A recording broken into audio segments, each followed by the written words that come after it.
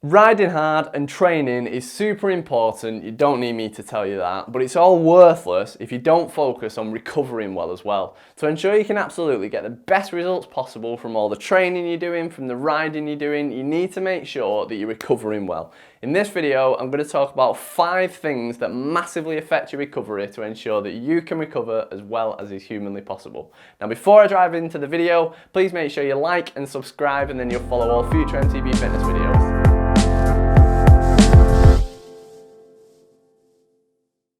First of all, nutrition. Now, you've heard the phrase over and over and over again that you are what you eat. And it's one of those things that because you hear it all the time, it can become an absolute cliche and just get ignored.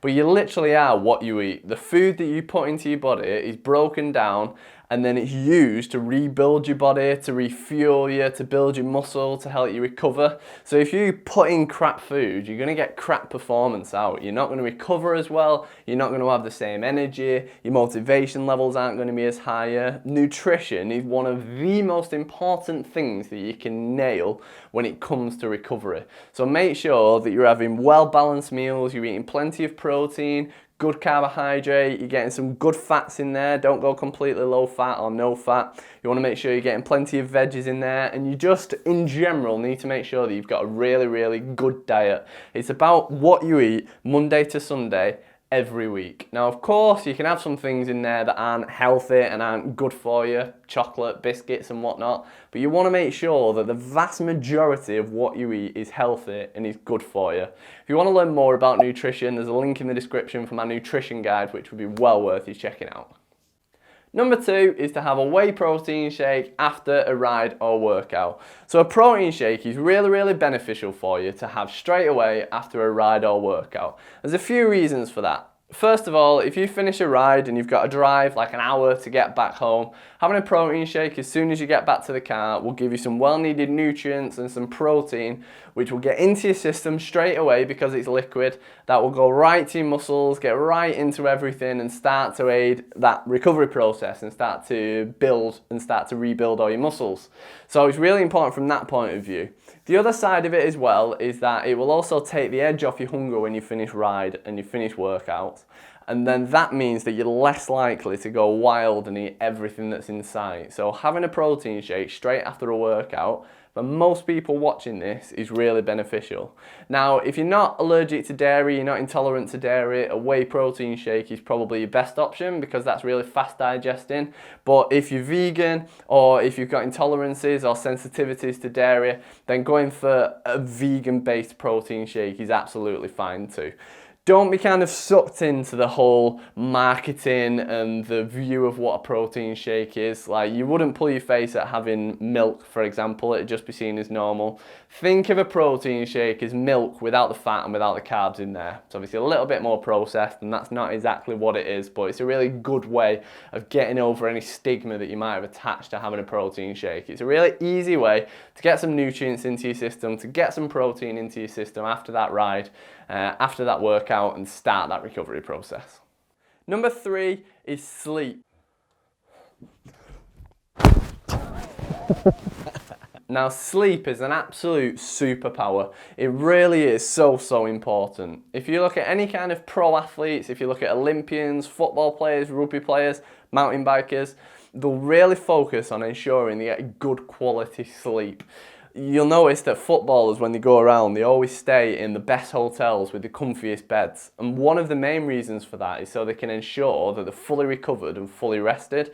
You'll have had the experience yourself where maybe if you've got kids and you've been up all night with a screaming baby, or if you've gone somewhere and the bed's been really uncomfortable, or you've just had to stay up really late, maybe on a flight, for example. The day after, you feel horrendous. You don't have the same energy as normal, your concentration isn't high, sometimes you feel achy and you feel weak. Sleep is one of the biggest things that you can do to improve your recovery. So if you're watching this and you're thinking, maybe my sleep isn't perfect, maybe I should improve it, it's well worth doing. I highly recommend getting good quality sleep and just getting as much as you feel that you need.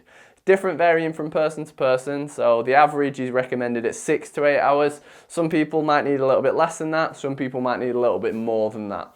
Just listen to your body, work out exactly how much you need, and then be disciplined enough to make sure that you get it.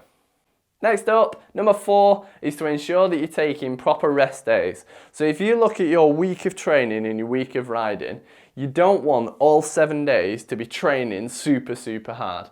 You want to balance training and riding hard with resting and recovering. So what you want to do is you want to sit down and look at your week, and take mine for example at the moment.